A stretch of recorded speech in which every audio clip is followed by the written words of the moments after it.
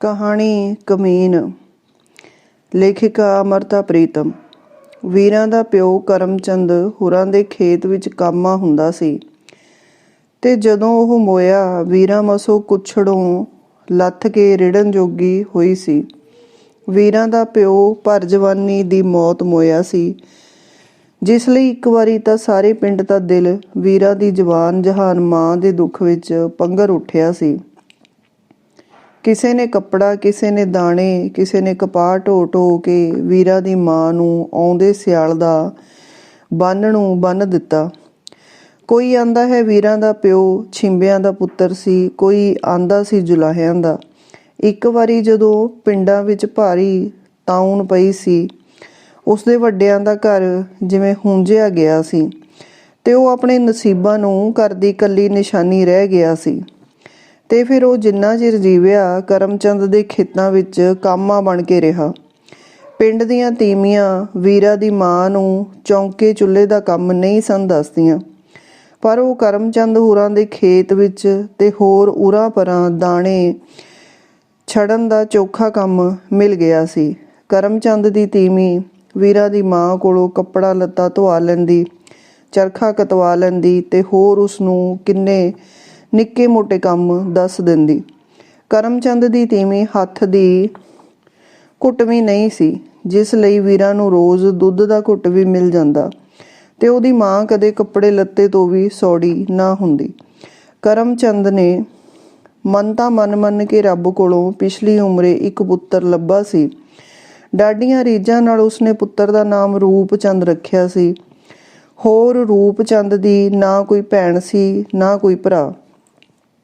ਰੂਪ ਦੀ ਮਾਂ ਰੂਪ ਨੂੰ ਲਡਿਆਂਦੀ ਆਂਦੀ ਸੀ, ਇਹੋ ਮੇਰਾ ਪਲੇਠੀ ਹੈ ਤੇ ਇਹੋ ਪੇਟ ਕਰੋੜਾ। ਵੀਰਾਂ ਰੂਪਚੰਦ ਤੋਂ ਕੋਈ 7-8 ਵਰ੍ਹੇ ਛੋਟੀ ਸੀ। ਉਹ ਖੇਡਣ ਲਈ ਉਸਦਾ ਹਾਣ ਨਹੀਂ ਸੀ, ਪਰ ਕੱਲੇ ਕਾਰੇ ਰੂਪ ਨੂੰ ਜਿਵੇਂ ਉਹ ਇੱਕ ਖਿਡੌਣਾ ਲੱਭ ਗਈ ਸੀ।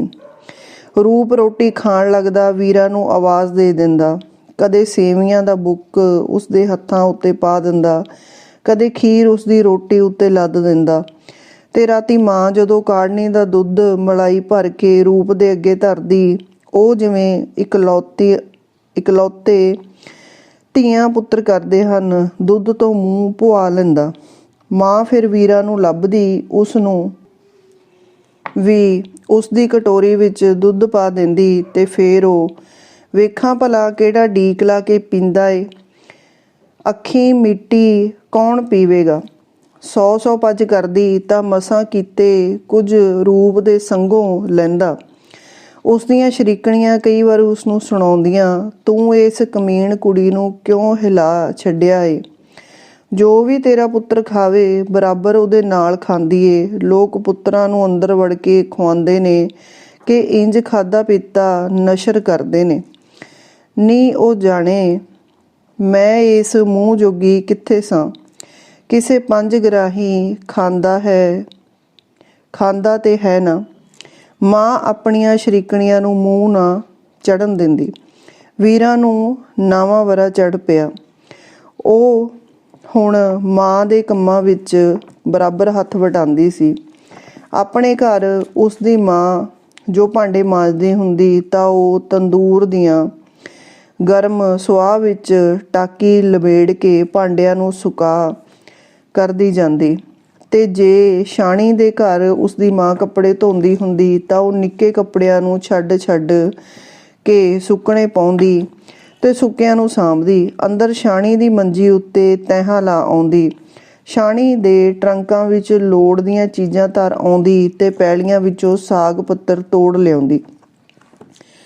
ਪੂਰੇ 40 ਕਿੱਲੇ ਕਰਮਚੰਦ ਦੀ ਜ਼ਮੀਨ ਸੀ। ਪਿੰਡ ਵਿੱਚ ਨਿੱਕੀਆਂ ਇੱਟਾਂ ਦੀ ਕਿੱਲੇ ਜਿੱਡੀ ਹਵੇਲੀ ਸੀ ਤੇ ਬੂਹੇ ਉੱਤੇ 3 ਲਵੇਰੇ ਵੱਜੇ ਹੋਏ ਸਨ।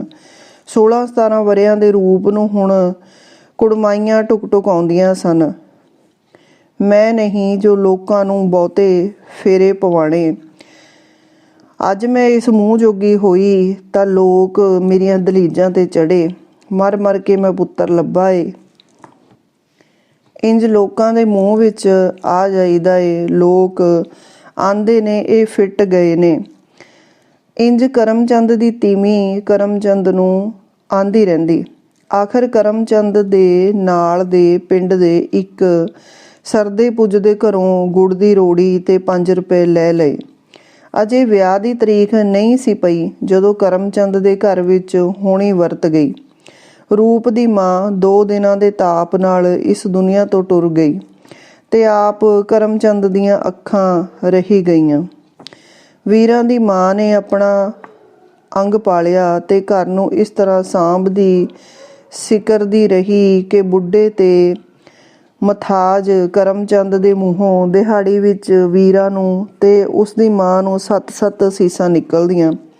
ਰੋਟੀ ਟੁੱਕਰ ਕਰਨ ਵਾਸਤੇ ਉਹਨਾਂ ਨੇ ਪਿੰਡ ਦੀ ਇੱਕ ਮੈਰੀ ਨੂੰ ਲਾ ਲਿਆ ਸੀ। ਵੀਰਾਂ ਧੀਏ, ਮੇਰੀ ਸੋਟੀ ਤੇ ਫੜਾ ਜਾਈਂ। ਕੀ ਚਾੜਿਆ ਜੇ ਅੱਜ ਵੀਰਾਂ ਧੀਏ? ਅੱਜ ਲੱਸੀ ਵਿੱਚ ਲੂਣ ਨਹੀਂ ਜੋ ਖੋਰਿਆ। ਮੈਂ ਨਹੀਂ ਜੇ ਦੁੱਧ ਪੀਣਾ, ਜਾਗ ਲਾ ਛੱਡੋ। ਭਾਵੇਂ ਇਹ ਕੰਮ ਉਸ ਮੈਰੀ ਤੀਵੀਂ ਨੇ ਕਰਨੇ ਹੁੰਦੇ ਸਨ, ਪਰ ਪਲੇ ਪਲੇ ਕਰਮਚੰਦ ਵੀਰਾਂ ਨੂੰ ਹੀ ਆਵਾਜ਼ਾਂ ਦਿੰਦਾ। ਉਹ ਕਰਮਚੰਦ ਦਾ ਹੱਥ ਫੜ ਕੇ ਉਸ ਨੂੰ ਪਸਾਰ ਵਿੱਚ ਲਿਆਉਂਦੀ ਤੇ ਜੇ ਉੱਥੇ ਪਾਲਾ ਹੁੰਦਾ ਉਸ ਦੀ ਮੰਜੀ ਅੰਦਰ ਕਰ ਦਿੰਦੀ। ਇੰਜ ਵੀਰਾਂ ਦੀ ਤੇ ਉਸਦੀ ਮਾਂ ਦੀ ਦਿਹਾੜ ਬੀਤ ਜਾਂਦੀ। ਸਾਰੇ ਲੋਕ ਆਂਦੇ ਸਨ ਤੇ ਕਰਮਚੰਦ ਆਪ ਵੀ ਆਂਦਾ ਸੀ।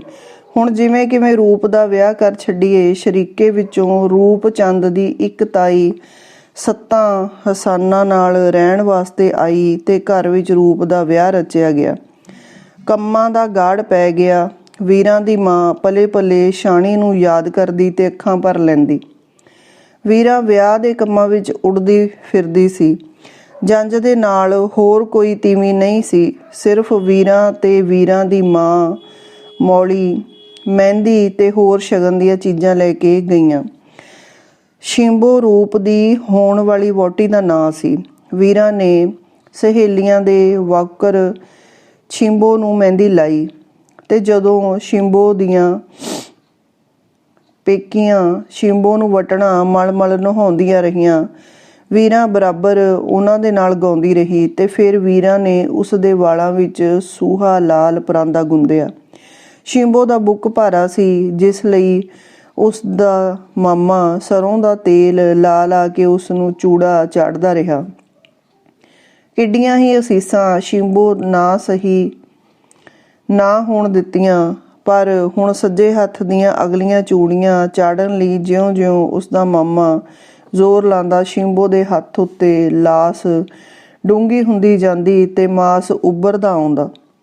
ਸ਼ਿੰਬੋ ਦੀ ਖੱਬੀ ਬਾਂਹ ਨੂੰ ਚੂੜਾ ਚੜ੍ਹ ਚੁੱਕਾ ਸੀ ਤੇ ਵੀਰਾਂ ਉਸ ਦੇ ਪਾਸੇ ਨਾਲ ਅੱਟੀ ਹੋਈ ਉਸਦੀ ਚੂੜੇ ਵਾਲੀ ਬਾਂਹ ਆਪਣੇ ਹੱਥਾਂ ਵਿੱਚ ਲੈ ਕੇ ਸ਼ਿੰਬੋ ਦੇ ਵੱਲ ਇੰਜ ਤੱਕਦੀ ਪਈ ਸੀ ਜਿਵੇਂ ਉਸਦੇ ਕੋਲੋਂ ਸ਼ਿੰਬੋ ਦੀ ਝਾਲ ਨਾ ਝੱਲੀ ਜਾਂਦੀ ਹੋਵੇ। ਸ਼ਿੰਬੋ ਦਾ ਮਾਮਾ ਥੱਕ ਲੱਥਾ ਸੀ, ਪਰ ਸੱਜੇ ਬਾਂਹ ਦੀਆਂ ਅਗਲੀਆਂ 2 ਚੂੜੀਆਂ ਅਜੇ ਵੀ ਸ਼ਿੰਬੋ ਦੇ ਬੁੱਕ ਤੋਂ ਲੰਘੀਆਂ ਨਹੀਂ ਸਨ ਤੇ ਸ਼ਿੰਬੋ ਦੀਆਂ ਅੱਖਾਂ ਵਿੱਚ ਗਲੇਡੂ ਪਰ ਆਏ ਸਨ। ਆਖਰ ਚੂੜੀਆਂ ਨੇ ਮਾਸ ਦੇ ਉਭਰੇ ਵੱਟਾਂ ਨੂੰ ਪੀਚਿਆ ਤੇ ਬਾਂਹ ਵੱਲ ਨੂੰ ਤਿਲਕੀਆਂ। ਉਈ, ਸ਼ਿੰਬੋ ਕੋਲ ਪੀੜ ਨਾ ਜਰੀ ਗਈ, ਪਰ ਜਿਉਂ ਹੀ ਵੀਰਾਂ ਨੇ ਦੋਹਾਂ ਹੱਥਾਂ ਵਿੱਚ ਲੈ ਕੇ ਸ਼ਿੰਬੋ ਦੀ ਬਾਂਹ ਨੂੰ ਛਣਕਾਇਆ, ਸ਼ਿੰਬੋ ਨੂੰ ਮੱਲੀ ਹਾਸਾ ਆ ਗਿਆ। ਸ਼ਿੰਬੋ ਦੀਆਂ ਬਾਹਾਂ ਨਾਲ ਗਰੀਆਂ ਤੇ ਕੌਡੀਆਂ ਨਾਲ ਪਰੂਚੇ ਹੋਏ ਕਲੀਰੇ ਵੱਜ ਗਏ। ਵੀਰਾਂ ਨੇ ਚਿੱਟੀਆਂ ਤੇ ਗੁਟਕਣੀਆਂ ਕੌਡੀਆਂ ਨੂੰ ਮੁੜ ਛਣਕਾ ਕੇ ਤੱਕਿਆ।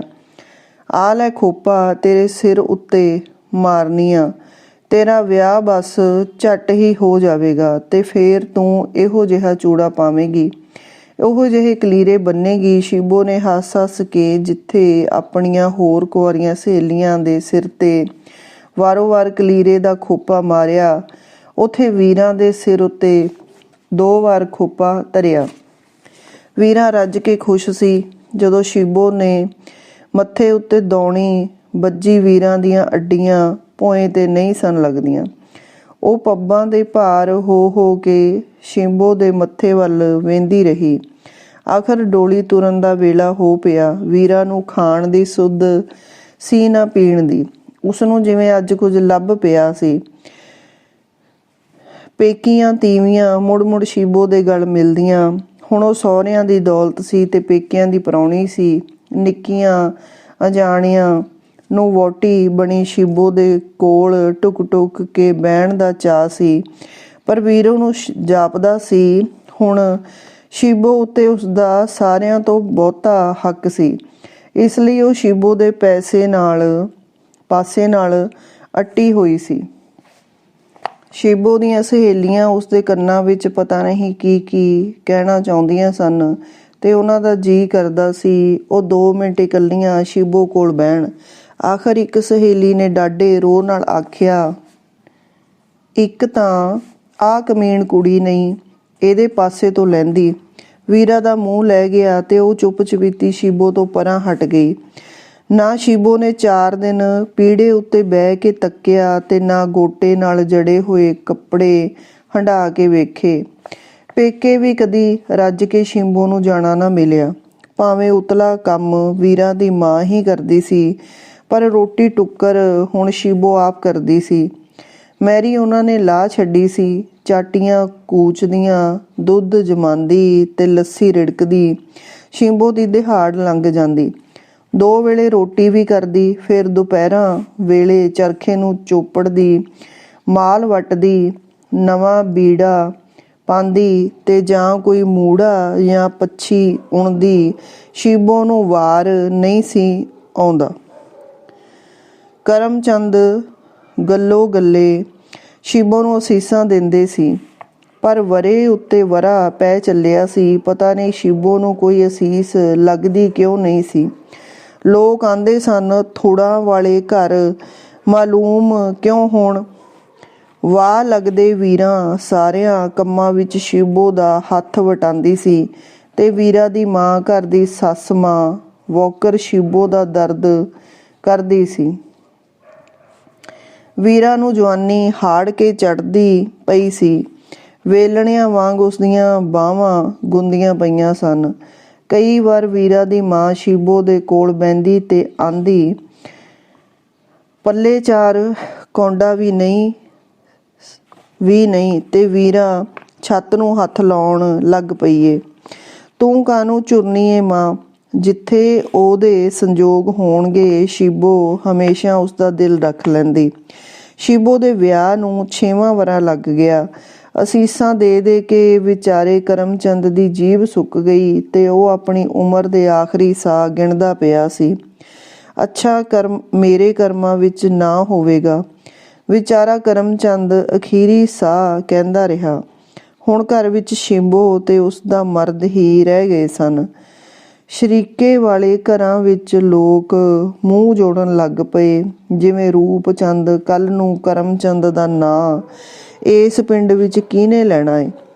6 ਵਰ੍ਹੇ ਹੋ ਗਏ ਨੇ। ਰੱਬ ਨੇ ਦੇਣਾ ਹੁੰਦਾ ਤਾਂ ਪਹਿਲੇ ਦਿਨੋਂ ਹੀ ਨਾ ਦੇ ਦਿੰਦਾ।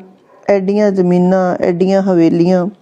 ਸ਼ਿਬੋ ਜਿਉਂ-ਜਿਉਂ ਘਰ ਨੂੰ ਬਣਾਉਂਦੀ ਸੰਵਾਰਦੀ, ਭਾਂਡਿਆਂ ਦੇ ਮੂੰਹ ਲਿਸ਼-ਲਿਸ਼ ਕਰਦੇ, ਪਰ ਸ਼ਿਬੋ ਦਾ ਮੂੰਹ ਮੈਲਾ ਹੁੰਦਾ ਜਾਂਦਾ ਸੀ। ਰੂਪ ਚੰਦ ਨੇ ਕਦੇ ਉਸਨੂੰ ਕੁਝ ਨਹੀਂ ਸੀ ਆਖਿਆ, ਕਦੇ ਇੱਕ ਸੁਨੈਤ ਵੀ ਨਹੀਂ ਸੀ ਸੁੱਟੀ, ਪਰ ਉਹ ਮਨ ਹੀ ਮਨ ਸੋਚਦੀ, ਆਖਰ ਉਹਦਾ ਕਿੰਨਾ ਕੁ ਚਿਰ ਲਿਹਾਜ਼ ਕਰੇਗੀ। ਇੱਕ ਦਿਹਾੜੇ ਸ਼ਿਬੋ ਆਪਣੇ ਮਨ ਨੂੰ ਆਟੇ ਵਾਂਗ ਪੀਹ ਲਿਆ ਤੇ ਆਪਣੇ ਮਰਦ ਨੂੰ ਹੋਰ ਵਿਆਹ ਕਰ ਲੈਣ ਲਈ ਆਖਿਆ। ਰੂਪ ਚੰਦ ਜਿਉਂ-ਜਿਉਂ ਗੱਲ ਨੂੰ ਟਾਲਦਾ ਰਿਹਾ, ਸ਼ਿਬੋ ਹੋਰ ਵੀ ਖਹਿੜੇ ਪੈਂਦੀ ਰਹੀ। ਤੂੰ ਮੇਰਾ ਦਿਲ ਲੈਨੀ ਏ। ਮੈਨੂੰ ਕਿਸੇ ਦੀ ਸਹੁੰ ਪਵਾ ਲਵੋ ਜੇ ਮੈਂ ਸੱਚੇ ਦਿਲੋਂ ਨਾ ਆਂਦੀ ਹੋਵਾਂ। ਮੈਨੂੰ ਤੇ ਕੋਈ ਲੋੜ ਨਹੀਂ। ਸਾਰੀ ਉਮਰ ਤੇ ਰੂਪ ਚੰਦ ਬਾਹਰ ਖੇਤਾਂ ਨੂੰ ਤੁਰ ਗਿਆ।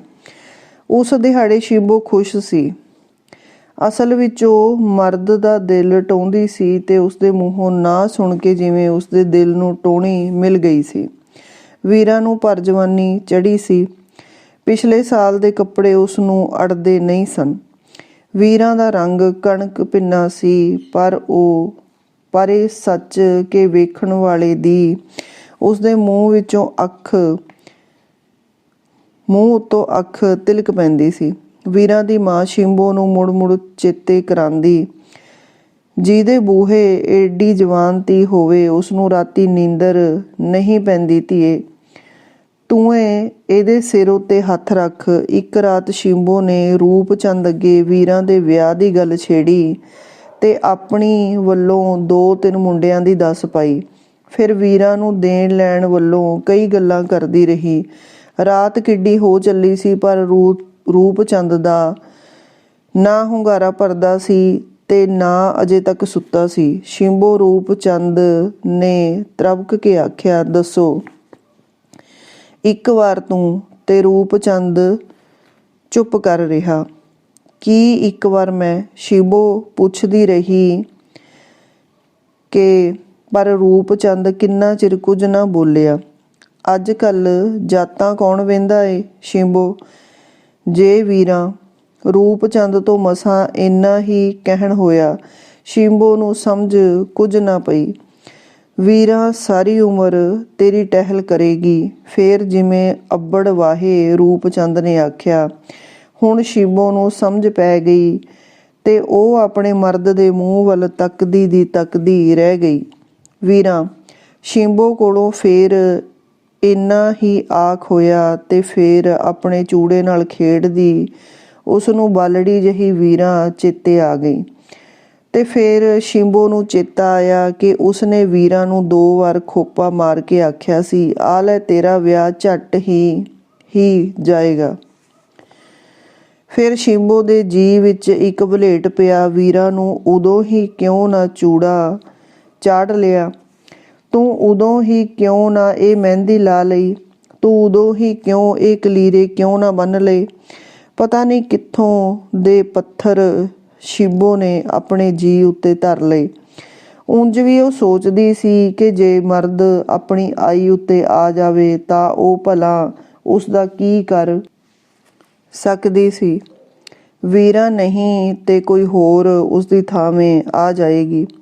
ਨਾਲ ਦੇ ਪਿੰਡਾਂ ਵਿੱਚੋਂ ਕਿਹੜਾ ਸੀ ਜੋ ਆਪਣੀ ਧੀ ਸੀ ਦੇਣਾ ਚਾਹੁੰਦਾ? ਜੇ ਹੋਰ ਕੋਈ ਆਉਣਾ ਏ ਤਾਂ ਵੀਰਾਂ ਹੀ ਸਹੀ। ਤੇ ਦਲੀਲਾਂ ਵਿੱਚ ਪੈ ਕੇ ਸ਼ਿੰਬੋ ਨੇ ਵੀਰਾਂ ਦੀ ਮਾਂ ਕੋਲੋਂ ਵੀਰਾਂ ਮੰਗ ਲਈ। ਹਾਏ ਮੈਂ ਮਰ ਜਾ, ਭਲਾ ਕਦੀ ਇੰਜ ਵੀ ਹੋਇਆ ਏ?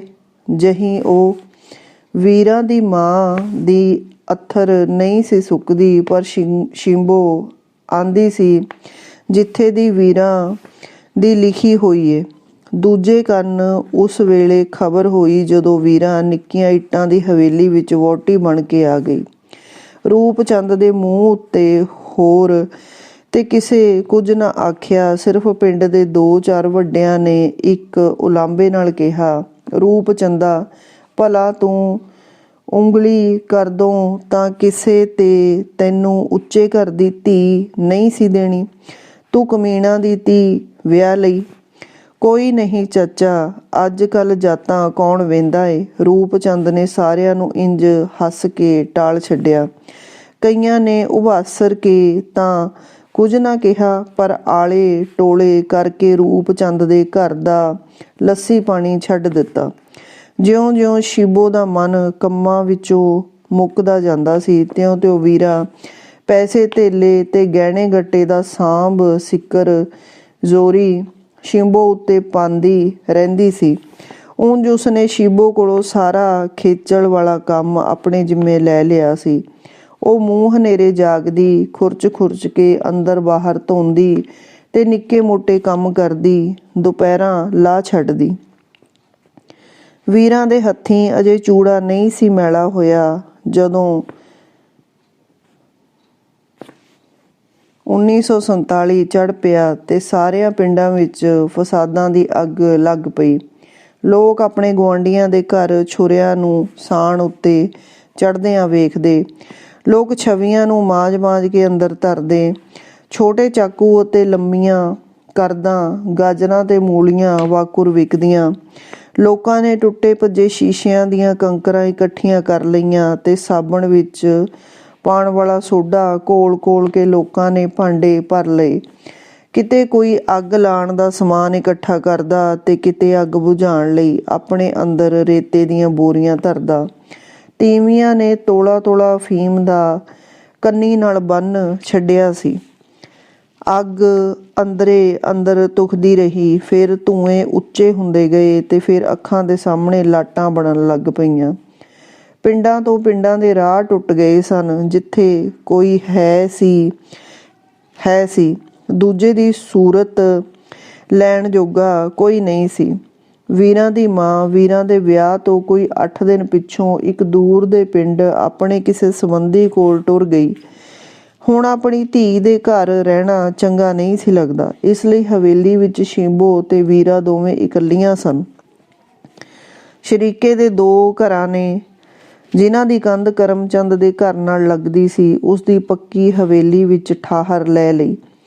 ਇਹਨਾਂ ਵਿੱਚੋਂ ਇੱਕ ਰੂਪਚੰਦ ਦਾ ਸ਼ਰੀਕੇ ਵਿੱਚ ਭਰਾ ਲੱਗਦਾ ਸੀ ਤੇ ਦੂਜਾ ਭਤੀਜਾ। ਭਰਾ ਨੇ ਆਪਣੇ 3ਵੇਂ ਬਾਲ ਆਪਣੀ ਇੱਕ ਭੈਣ ਕੋਲ ਲੁਧਿਆਣੇ ਘੱਲ ਛੱਡੇ ਸਨ ਤੇ ਆਪ ਦੋਵੇਂ ਜੀ ਆਪਣੇ ਘਰ ਜ਼ਮੀਨਾਂ ਦੀ ਰਾਖੀ ਲਈ ਪਿੱਛੇ ਰਹਿ ਗਏ ਸਨ। ਭਤੀਜੇ ਦਾ ਵਿਆਹ ਵੀਰਾਂ ਦੇ ਵਿਆਹ ਤੋਂ ਮਸਾਂ ਮਹੀਨਾ ਅੱਗੋਂ ਹੋਇਆ ਸੀ ਤੇ ਉਹਦੀ ਵਹੁਟੀ ਦੇ ਹੱਥ ਵੀ ਅਜੇ ਦੰਦ ਖੰਦ ਦਾ ਚੂੜਾ ਉਂਝੇ ਦਾ ਉਂਝੇ ਪਿਆ ਹੋਇਆ ਸੀ। ਮੁਸੀਬਤ ਨੇ 3 ਘਰਾਂ ਨੂੰ ਇਕੱਠਿਆਂ ਕਰ ਦਿੱਤਾ ਸੀ, ਪਰ ਜਨਾਨੀਆਂ ਅਜੇ ਵੀ ਆਪਣਾ ਪਕਾਉਂਦੀਆਂ ਤੇ ਆਪੋ ਆਪਣਾ ਖਾਂਦੀਆਂ ਸਨ। ਵੀਰਾਂ ਆਪ ਵੀ ਵਸ ਲੱਗਦੇ ਚੌਂਕੇ ਵੱਲ ਨਾ ਜਾਂਦੀ। ਉਂਝ ਕਿਸੇ ਨੂੰ ਵੀਰਾਂ ਤੋਂ ਕੋਈ ਹੋਰ ਸ਼ਿਕਾਇਤ ਨਹੀਂ ਸੀ। ਕਿਆਸਤ ਦਾ ਦਿਨ ਇਸ ਤੋਂ ਅੱਗੇ ਹੋਰ ਕੋਈ ਨਹੀਂ ਸੀ ਆਉਣਾ। ਰੂਪਚੰਦ ਦਾ ਸ਼ਰੀਕ ਭਰਾ ਬਾਹਰ ਪੈਲੀਆਂ ਵਿੱਚ ਕਿਸੇ ਨੇ ਵੱਢ ਛੱਡਿਆ ਤੇ ਆਪ ਰੂਪਚੰਦ ਉਸ ਰਾਤ ਹਵੇਲੀ ਦਾ ਪਹਿਰਾ ਦੇਂਦਾ ਮਾਰਿਆ ਗਿਆ। ਸਾਰੀ ਰਾਤ ਹਵੇਲੀ ਦੇ ਬੰਦ ਬੂਹੇ ਭੱਜਦੇ ਰਹੇ ਤੇ ਜਨਾਨੀਆਂ ਦੀਆਂ ਚੀਕਾਂ ਕੰਧਾਂ ਨਾਲ ਵੱਜ ਕੇ ਟੁੱਟਦੀਆਂ ਰਹੀਆਂ। ਵੀਰਾਂ ਨੇ ਆਪਣਾ ਚੂੜਾ ਭੰਨ ਕੇ ਆਪਣੀਆਂ ਬਾਹਾਂ ਘਾਇਲ ਕਰ ਛੱਡੀਆਂ ਸਨ। ਘਰ ਵਿੱਚ ਹੁਣ ਕੋਈ ਮਰਦ ਰੂਪਚੰਦ ਦਾ ਸ਼ਰੀਕ ਭਤੀਜਾ ਰਹਿ ਗਿਆ ਸੀ। ਉਹ ਹਵੇਲੀ ਦੇ ਬਾਹਰ ਬੂਹੇ ਵੱਲ ਬੰਦੂਕ ਤਾਣ ਕੇ ਆਪਣੀ ਬਾਰੀ ਵਿੱਚ ਬੈਠਾ ਹੋਇਆ ਸੀ ਤੇ ਜਿੱਥੋਂ ਤੱਕ ਵਾਹ ਲੱਗਦੀ ਕਿਸੇ ਨੂੰ ਹਵੇਲੀ ਦੇ ਬੂਹੇ ਤੱਕ ਨਹੀਂ ਸੀ ਆਉਣ ਦਿੰਦਾ। ਸਵੇਰੇ ਅਜੇ ਚੜ੍ਹੀ ਨਹੀਂ ਸੀ ਜਦੋਂ ਹਵੇਲੀ ਦੇ ਬੰਦ ਬੂਹਿਆਂ ਉੱਤੇ ਤੇਲ ਛਿੜਕਿਆ ਗਿਆ ਤੇ ਅੱਗ ਦੀ ਪਹਿਲੀ ਲੰਬ ਆਕਾਸ਼ ਵੱਲ ਉੱਠੀ। ਹਵੇਲੀ ਦੇ ਪਿਛਵਾੜੇ ਹਵੇਲੀ ਦੀ ਉੱਚੀ ਤੇ ਪੱਥਰ ਵਰਗੀ ਕੰਧ ਨਾਲ ਕਿੰਨੇ ਹੀ ਨੀਵੇਂ ਉੱਚੇ ਕੋਠੇ ਸਨ, ਜਿਨ੍ਹਾਂ ਉੱਤੇ 5ਵੇਂ, 4ਥੇ, ਤੀਸਰੇ ਤੇ ਦੂਜੇ ਘਰ ਦੀਆਂ ਕੰਧਾਂ ਵਿੱਚ ਰੱਸੀਆਂ, ਅਡਾਂਦਾਂ ਤੇ ਛੱਤਾਂ ਟੱਪਦਾ ਨਜ਼ੀਰ ਅਖੀਰ ਹਵੇਲੀ ਦੀ ਛੱਤ ਉੱਤੇ ਪਹੁੰਚ ਗਿਆ ਸੀ। ਤਰੀਮਦਾਂ ਨੇ ਸੁਣਿਆ ਹੋਇਆ ਸੀ ਜਦੋਂ ਮਕਾਨ ਸੜ ਰਿਹਾ ਹੋਵੇ ਤਾਂ ਕੋਈ ਛੱਤ ਹੇਠ ਨਹੀਂ ਬਹਿੰਦਾ। ਉਸ ਵੇਲੇ ਪੌੜੀਆਂ ਵਿੱਚ ਬੈਠਣਾ ਚਾਹੀਦਾ ਹੈ। ਛੱਤਾਂ ਸਭ ਤੋਂ ਪਹਿਲਾਂ ਡਿੱਗਦੀਆਂ ਹਨ, ਫਿਰ ਕੰਧਾਂ ਤੇ ਫਿਰ ਪੌੜੀਆਂ। ਸ਼ਿੰਬੋ ਵੀਰਾਂ ਤੇ ਦੋਵੇਂ ਤੀਵੀਆਂ ਹਵੇਲੀ ਦੀਆਂ ਉਤਲੀਆਂ ਪੌੜੀਆਂ ਵਿੱਚ ਬੈਠੀਆਂ ਕੰਬ ਰਹੀਆਂ ਸਨ। ਬਾਹਰ ਆਖਰਾਂ ਦਾ ਧੂੰਆਂ ਸੀ ਤੇ ਵਿਕ ਲੋਕਾਂ ਦੀਆਂ ਆਵਾਜ਼ਾਂ ਰਲੀਆਂ ਹੋਈਆਂ ਸਨ। ਵੀਰਾਂ ਨੇ ਪੌੜੀਆਂ ਤੋਂ ਬਾਹਰ ਆ ਕੇ ਖੁੱਲ੍ਹੀ ਛੱਤ ਉੱਤੇ ਇੱਕ ਵਾਰ ਬਾਹਰ ਨੂੰ ਨਜ਼ਰ ਕੀਤੀ, ਪਰ ਧੂਏ ਤੋਂ ਬਿਨਾਂ ਦਿਸਦਾ ਕੁਝ ਨਹੀਂ ਸੀ। ਜਿਉਂ-ਜਿਉਂ ਅੱਗ ਉੱਚੀ ਹੁੰਦੀ ਪਈ ਸੀ, ਲੋਕਾਂ ਦੀਆਂ ਆਵਾਜ਼ਾਂ ਕੁਝ ਦੂਰ ਹੋ ਗਈਆਂ ਸਨ। ਵੀਰਾਂ ਤ੍ਰਹਿ ਗਈ। ਨਜ਼ੀਰ ਨੇ ਉਸਦੇ ਮੋਢੇ ਉੱਤੇ ਹੱਥ ਧਰਿਆ ਹੋਇਆ ਸੀ। ਜੋ ਕੁਝ ਹੋਣਾ ਸੀ ਹੋ ਗਿਆ ਹੈ ਵੀਰਾਂ, ਹੁਣ ਅਜਾਈਂ ਮੌਤੇ ਮਰਨ ਵਿੱਚ ਕੁਝ ਨਹੀਂ ਲੱਭਣਾ, ਨਜ਼ੀਰ ਨੇ ਡਾਢੀ ਹਲੀਮੀ ਨਾਲ ਆਖਿਆ। ਵੀਰਾਂ ਜਿਵੇਂ ਆਪਣੀ ਹੋਸ਼ ਵਿੱਚ ਨਹੀਂ ਸੀ। ਨਾ ਉਸਨੇ ਆਪਣੇ ਗੁਆਂਢੀ ਨਜ਼ੀਰ ਨੂੰ ਪਛਾਣਿਆ ਤੇ ਨਾ ਜਿਵੇਂ ਉਸਦੀ ਗੱਲ ਸਮਝੀ। ਸੱਚਾ ਰੱਬ ਗਵਾਹ ਏ ਵੀਰਾਂ, ਵਾਰਿਓਂ ਉੱਤੇ ਹੋਣ ਲੱਗਾ ਏ। ਮੈਂ ਕਦੇ ਰੱਜ ਕੇ ਸੁੱਤਾ ਨਹੀਂ, ਸਾਰੀ ਰਾਤ ਮੈਂ ਤੇਰੇ ਸੁਪਨੇ ਪਿਆ ਘੜਦਾ ਰਹਿਨਾ ਵਾਂ। ਤੂੰ ਕੌਣ ਏ? ਵੀਰਾਂ ਦੇ ਮੂੰਹੋਂ ਮਸਾਂ ਇੰਨਾ ਹੀ ਨਿਕਲਿਆ। ਮੈਂ ਤੇਰਾ ਗਵਾਂਢੀ ਨਜ਼ੀਰ ਹਾਂ ਵੀਰਾਂ, ਤੂੰ ਮੈਨੂੰ ਪਛਾਣਦੀ ਕਿਉਂ ਨਹੀਂ? ਜਿੰਨੀ ਵਾਰ ਤੂੰ ਖੇਤਾਂ ਵਿੱਚ ਜਾਂਦੀ ਰਹੀ ਏ, ਮੈਂ ਓਨੀ ਵਾਰ ਹੀ ਖੂਹ ਉੱਤੇ ਬਹਿ ਕੇ ਟੱਪੇ ਗਾਉਂਦਾ ਰਿਹਾ ਹਾਂ। ਆਪਣੀ ਜਵਾਨੀ ਉੱਤੇ ਰਹਿਮ ਕਰ ਵੀਰਾ, ਜੇ ਤੂੰ ਜਿਉਂਦੀ ਕਿਸੇ ਹੋਰ ਦੇ ਹੱਥ ਲੱਗ ਗਈਓ ਤਾਂ ਵੀ ਤੂੰ ਨਹੀਂ ਬਚਣਾ।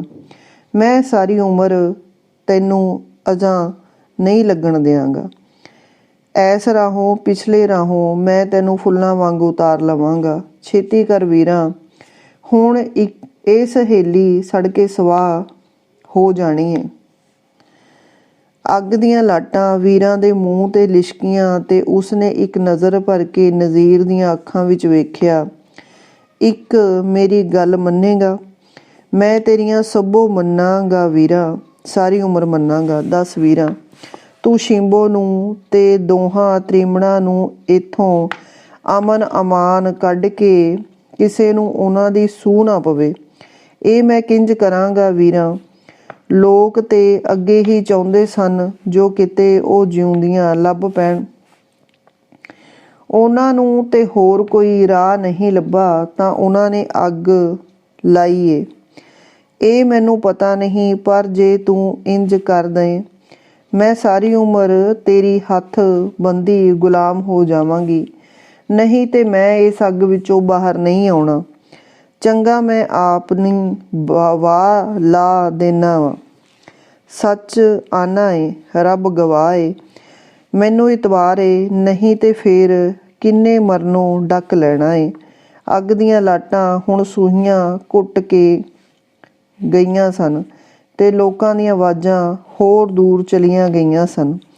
ਇੱਕ ਇੱਕ ਤ੍ਰਿਮਣ ਨੂੰ ਨਜ਼ੀਰ ਨੇ ਬਾਹਾਂ ਵਿੱਚ ਚੁੱਕ ਚੁੱਕ ਕੇ ਨਾਲ ਦੇ ਘਰ ਉਤਾਰਿਆ। ਵੀਰਾਂ ਨੇ ਧੂਏ ਨੂੰ ਚੀਰ ਕੇ ਹਵੇਲੀ ਦੀਆਂ ਪੌੜੀਆਂ ਉਤਰੀਆਂ ਤੇ ਹੇਠਲੀ ਛੱਤੋਂ ਖਾਲੀ ਬੰਦੂਕ ਫੜ ਰੂਪਚੰਦ ਦੇ ਭਤੀਜੇ ਦੀ ਬਾਂਹ ਫੜ ਆਂਦੀ। ਕੜੀ ਜਿਹਾ ਜਵਾਨ ਮੁੰਡਾ, ਜਿਵੇਂ ਅੱਧਿਓਂ ਬਹੁਤਾ ਮਰ ਚੁੱਕਾ ਸੀ, ਬੇਸੁਰਤ ਦਾ ਬੇਸੁਰਤ ਵੀਰਾਂ ਦੇ ਪਿੱਛੇ ਤੁਰਦਾ, ਰੱਸੀਆਂ ਨੂੰ ਫੜਦਾ, ਕੰਧਾਂ ਨਾਲ ਲਮਕਦਾ ਉਸ ਨਾਲ ਦੇ ਘਰ ਉਤਰਿਆ ਤੇ ਫੇਰ ਉਸ ਤੋਂ ਨਾਲ ਦੇ ਹੋਰ ਨੀਵੇਂ ਵਜ਼ੀਰ ਦੇ ਘਰ ਲੱਥਾ। ਸ਼ੁਕਰ ਇਹ ਸੀ ਜੋ ਲੋਕ ਘਰਾਂ ਵਿੱਚ ਨਹੀਂ ਸਨ ਤੇ ਦੂਜੇ ਬੰਨੇ ਹਵੇਲੀ ਦੇ ਮੂੰਹ ਵੱਲ ਖਲੋਤੇ ਸੜਦੀ ਹਵੇਲੀ ਨੂੰ ਤੱਕ ਰਹੇ ਸਨ। ਅੱਗ ਦੇ ਲੰਬੇ ਅਸਮਾਨਾਂ ਨੂੰ ਛੂਹਣ ਲੱਗ ਪਏ ਸਨ, ਪਰ ਹੁਣ ਲੋਕ ਅੱਗ ਬੁਝਾ ਰਹੇ ਸਨ। ਨਹੀਂ ਤੇ ਨਾਲ ਦੇ, ਉਹਨਾਂ ਤੋਂ ਨਾਲ ਦਾ ਤੇ ਹੋਰ ਪਤਾ ਨਹੀਂ ਕਿੰਨੇ ਘਰ ਸੜ ਜਾਣੇ ਸਨ। ਨਾਲ ਦੇ ਘਰ ਖਾਲੀ, ਘਰ ਦੀਆਂ ਬਾਰੀਆਂ ਕਾਲੀਆਂ ਚੁਆਤੀ ਹੋ ਗਈਆਂ ਸਨ। ਜਦੋਂ ਅੱਗ ਨੂੰ ਡੱਕਾ ਪਿਆ, ਲਾਂਬੇ ਹੇਠਾਂ ਲੈ ਗਏ, ਪਰ ਧੂਏ ਦਾ ਸੇਕ ਕਿਸੇ ਨੂੰ ਹਵੇਲੀ ਦੇ ਨੇੜੇ ਨਹੀਂ ਸੀ ਆਉਣ ਦਿੰਦਾ। ਪੂਰੇ 2 ਦਿਨ ਹਵੇਲੀ ਦਾ ਅੰਦਰ ਧੁਖਦਾ ਰਿਹਾ ਤੇ ਜਦੋਂ ਲੋਕਾਂ ਨੇ ਹਵੇਲੀ ਦੀ ਸੁਆਹ ਫਰੋਲੀ ਤਾਂ ਹੈਰਾਨ ਸਨ। ਨਾ ਕਿਸੇ ਮਨੁੱਖ ਦੀ ਹੱਡੀ ਲੱਭਦੀ ਸੀ ਤੇ ਨਾ ਪੰਗਰੇ ਹੋਏ ਸੋਨੇ ਦੀ ਝਲਕ ਪੈਂਦੀ ਸੀ। ਫਿਰ ਆਪੇ ਹੀ ਲੋਕ ਆਖਦੇ, ਅੱਗ ਵੀ ਤੇ ਆਖਰਾਂ ਦੀ ਸੀ, ਹੱਡੀਆਂ ਵੀ ਸੜ ਕੇ ਸੁਆਹ ਹੋ ਗਈਆਂ ਹੋਣਗੀਆਂ। ਸਾਰੇ ਪਿੰਡ ਵਿੱਚੋਂ ਮੁਰਦਿਆਂ ਨੂੰ ਬਾਹਰ ਢੋ ਦਿੱਤਾ ਗਿਆ ਤੇ ਲੋਕਾਂ ਨੇ ਲਹੂ ਦੀ ਆਖਰੀ ਬੂੰਦ ਵੀ ਢੋ ਕੇ ਪਿੰਡ ਨੂੰ ਮੁੜ ਨਰੋਇਆ ਕਰ ਲਿਆ। ਸਿਰਫ ਅਜੇ ਹਵੇਲੀ ਦੀ ਸੁਆਹ ਆਪਣੀ ਥਾਂ ਤੇ ਪਈ ਸੀ। ਰਾਤ ਅੱਧਿਓਂ ਬਹੁਤੀ ਲੰਘ ਗਈ ਸੀ। ਮਾੜੀ ਮਾੜੀ ਹਵਾ ਵਗਦੀ ਪਈ ਸੀ। ਹਵੇਲੀ ਦੀ ਸੁਆਹ ਇਸ ਤਰ੍ਹਾਂ ਹਿੱਲੀ ਜਿਵੇਂ ਇੱਕ ਵਾਰ ਉਸਦਾ ਦਿਲ ਹਿੱਲ ਗਿਆ ਹੋਵੇ। ਪਰ ਕਮਾਦ ਵਿੱਚੋਂ ਅੱਗੜ ਪਿਛੜ 3 ਘੋੜੀਆਂ ਲੰਘ ਰਹੀਆਂ ਸਨ, ਜਿਨ੍ਹਾਂ ਵਿੱਚੋਂ ਵਿਚਲੀ ਸ਼ਿੰਬੋ ਦੀ ਘੋੜੀ ਕੋਲ ਖਲੋ ਕੇ ਵੀਰਾਂ ਦੇ ਗਹਿਣਿਆਂ ਦੀ ਇੱਕ ਪੋਟਲੀ ਸ਼ਿੰਬੋ ਦੇ ਲੱਕ ਨਾਲ ਬੱਧੀ ਤੇ ਫੇਰ ਉੱਚੇ ਉੱਚੇ ਕਮਾਦ ਵਿੱਚ ਇੱਕ ਪਰਛਾਵਾਂ ਬਣ ਗਈ। ਉਹ ਪਿੰਡ ਦੇ ਲੋਕ ਸਿਰਫ ਇਹੋ ਜਾਣਦੇ ਹਨ ਕਿ ਰੂਪ ਚੰਦ ਨੇ ਜੋ ਕਮੀਣਾ ਦੀ ਧੀ ਨਾਲ ਨਵਾਂ ਵਿਆਹ ਕੀਤਾ ਸੀ, ਉਹ ਕੁੜੀ ਪਤਾ ਨਹੀਂ ਕਿਵੇਂ ਨਜ਼ੀਰ ਨੇ ਹਵੇਲੀ ਵਿੱਚੋਂ ਜਿਉਂਦੀ ਕੱਢ ਲਈ ਹੈ ਤੇ ਆਪਣੇ ਘਰ ਪਾ ਲਈ ਹੈ। ਧੰਨਵਾਦ।